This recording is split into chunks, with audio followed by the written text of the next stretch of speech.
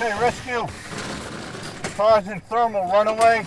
In Mountain View, firefighters are ready to put their newest tool into practice. It's called BEST, or Battery Extinguishing System Technology. We're going to lift it up. We're going to deploy the BEST device underneath. And it's designed specifically for electric vehicles. This is essentially a brand new piece of equipment. You're seeing something that most other people have not seen. Firefighters say it's a desperately needed solution to a problem they've seen firsthand.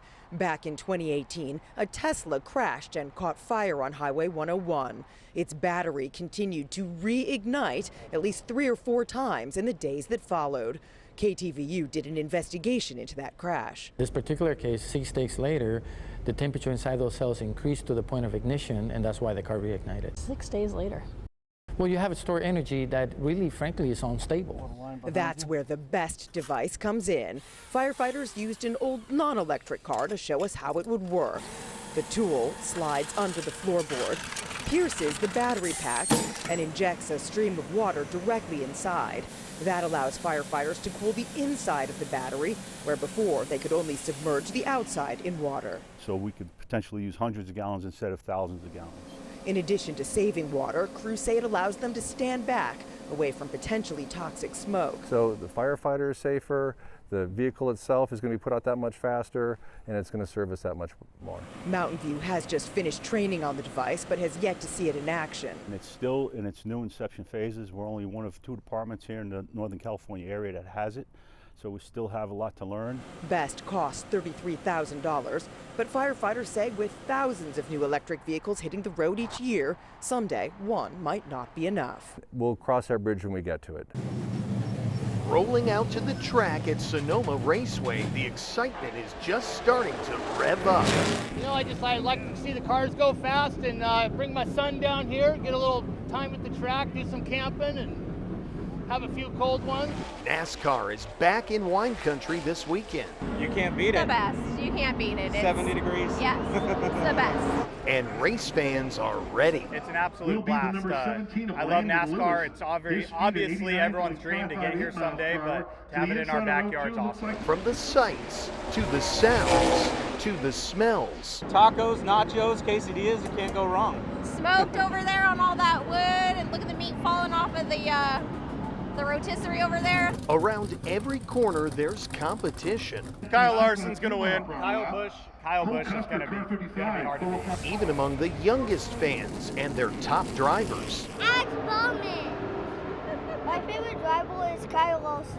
Larson is an Elk Grove native who won the big race in 2021 and considers Sonoma his home track. But for some, it's a first-time visit to the grandstands. This is one of the jewels of our part of the area where we live, so it's a pleasure to come out and see things back to normal again, or some sort of normal.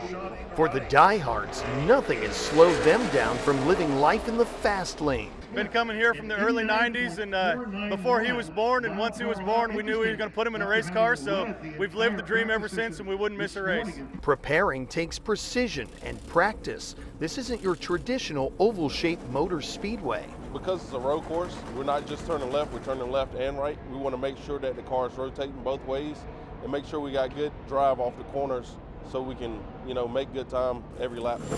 Getting everything tuned up in the garage in hopes of earning that coveted pole position. Oh, it is amazing. I've never been back here before. Drivers and their crews gearing up for fans and for the rubber to meet the racetrack as NASCAR roars around Sonoma. Just take it all in, experience all the races, and, relax.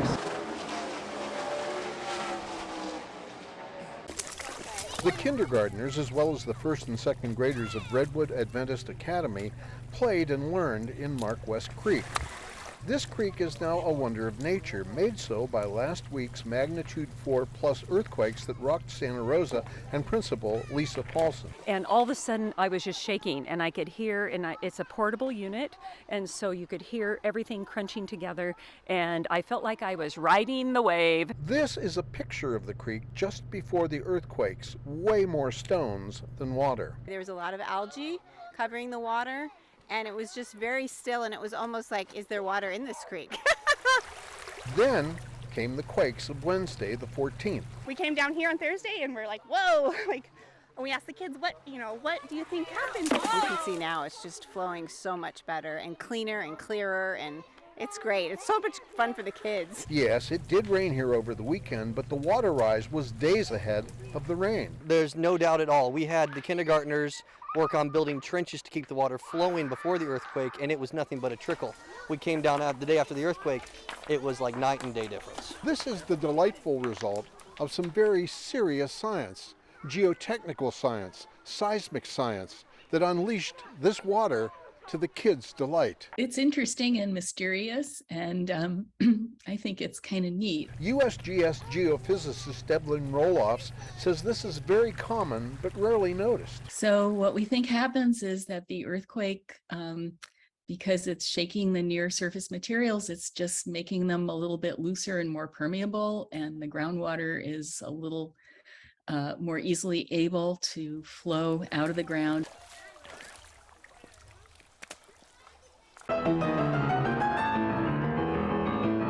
Qiling Wu is an award-winning pianist. He's 26 years old, a musical genius, some might say. As a child, he showed a special ability to learn to play a composition by hearing. The autistic artist is limited in his speech. I spoke with him with the help of his mother. What do you like about the music? Do you like music? Yes. What do you like it? You like to play? Yes. He does like to play, a total of 9 instruments. Still, this has been a journey with high and low notes that started when Qiling was diagnosed with autism when he was 2. It's just like a big rock just hit on your head. That was like the end of the world for us at that time. But Sufin Wu says she found an inner strength. She refused to hide her son. Instead, she nurtured Qiling's natural gravitation towards the piano. Hiding is not the solution because they're going to grow up. They're going to be out in the community. She co-founded Friends of Children with Special Needs in 1996 in Fremont. She says she wanted to help other families. Sufin says her son epitomizes the potential of each individual, autism notwithstanding. He can contribute something to the community. That's the goal that I give him. He can do something for people who needs it. Qiling volunteers by playing at hospitals and senior centers. On this day, he performed at SarahCare in Campbell. A staff member tells me his music reawakens the spirit in these seniors who are suffering dementia. The faster music, did it make you want to dance? Well, it really does.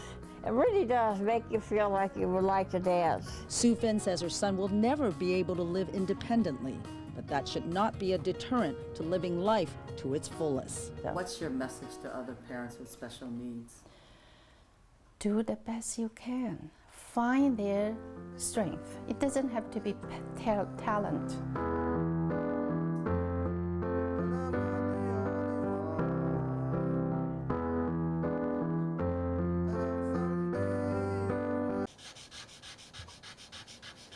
It gives me an enormous sense of satisfaction. The people in the portraits by Bill Small are often victims of gun violence, drunk drivers, suicide, and other complex circumstances of untimely traumatic deaths. They include babies, children, and adults. The drawings are gifts to their families. I get some wonderful thank you notes from people who are obviously feeling a great deal of pain. The 74-year-old works with Mothers Against Drunk Driving, the Contra Costa County Crisis Center, and anti-gun violence nonprofits to find grieving families. He says he picked up a piece of paper and 2 pencils 5 years ago to draw his grandchildren. Actually, I started with these guys. They're now 5. Small says when the Sandy Hook massacre happened December 2012, he decided to focus on helping people turn their grief into a remembrance of their loved ones. He tells me the challenge is that he often works from photographs of poor quality. I spend a fair amount of time studying the photographs before I start.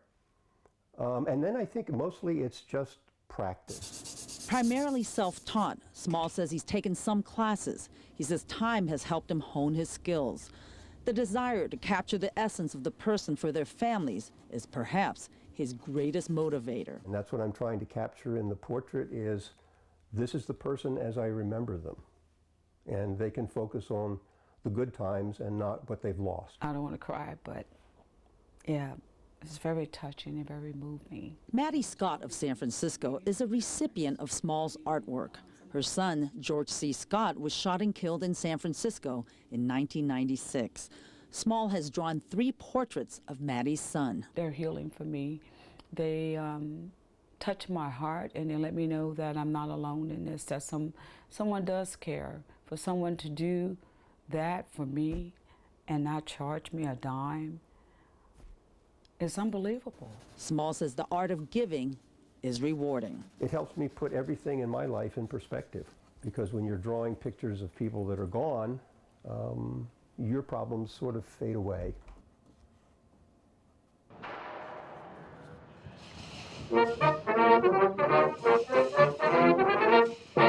Inside a warehouse in West Oakland, an artwork made of steel and wood is under construction. That's actually pretty good. This is just one of many pieces that will become La Victrola, a 35-foot tall gramophone that will be displayed at Burning Man next month. A lot of people think that Burning Man is all about electronic music. We think that there is a whole audience at Burning Man who love all kinds of music.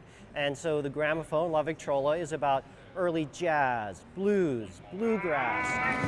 To entertain those with a varied taste in music, dozens of volunteers started creating La Victrola 4 months ago. Pretty beautiful. When finished, it will be 3 stories high and weigh 6,000 pounds. Okay, that's a work. Unlike much of the artwork at Burning Man, La Victrola will not be burned. It will be used for future events. Because of its large size, an engineer designed the gramophone where it is made of pieces bolted together, so it is relatively easy to construct and deconstruct. The horn can disassemble from like one piece into 24 smaller sections that can be lifted with a group of 2 or 3 people. Like they're manageable by hand. Recordings of vintage music will be played from a sound system placed inside the artwork. We obviously don't have a 40-foot record we can play on it, but we have a whole collection of recordings of vintage tunes from 1890 to 1930. The project's creators say musicians will also perform music live from that era on the same stage on which the gramophone will be displayed at Burning Man. The art is the big part for me, the huge draw, the reason I keep going back. I wouldn't go to a dance party in the desert for a week or 2 weeks every year. La Victrola is built entirely by volunteers, and its creators have raised about $70,000 of the $95,000 needed to fund the project.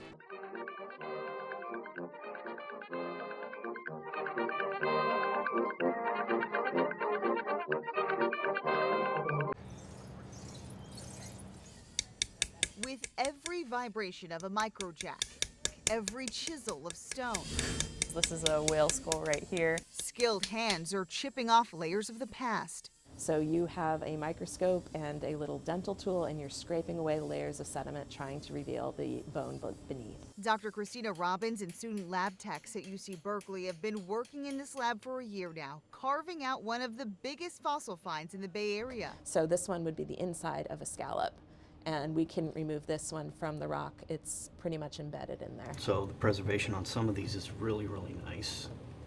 Roughly 2,000 fossils and counting have been discovered at the site of the Calaveras Dam Replacement Project by the San Francisco Public Utilities Commission. The SFPUC is seismically retrofitting the dam, which sits near the active Calaveras fault line. Since 2011, nearly 10 million cubic yards of earth and rock have been moved, enough to fill Levi's Stadium 3 times. In that process, whale skulls, mussels, clams, snails, and shark teeth were revealed, including a tooth from the now extinct megalodon. We partnered with SFPUC in order to get these fossils. This find is incredibly special because we do have a complete paleo environmental picture. So we have all the plants, all the animals, and that tells us a lot about the area. Both plants and animals have been found, everything from a palm tree to a whale jaw, and it gives us a better idea of what the Bay Area looked like 15 to 20 million years ago. That's essentially why we have so many whales and stuff in here, is yes, it was pretty much all underwater. I work so much with shark teeth, I think I just picture a bunch of sharks running around beating each other up. You find like shark teeth in the whales too, so I imagine it was a pretty cutthroat society. The most significant find so far So this is our new whale species. We have a new type of baleen whale. showcases the tectonics of the area. This piece was found off by a few feet. So we were able to match it back up because we could follow the fault line, but we're missing about 4 inches of it. The ears were located differently on this whale, enough so that Robbins believes they've discovered a new species. It is yet to be published. With more than 20 whale skulls left to prepare, they hope to find more. It's just cool to see things that lived here millions of years ago. Each relic is being prepared and cataloged for the UC Museum of Paleontology. So this is some of our invertebrate stuff that's already cataloged. It will take some time before the online database is available to the public. These fossils are quite all right staying put, but their history, hidden in stone, is worth the fight to dig them out. I'm living the dream.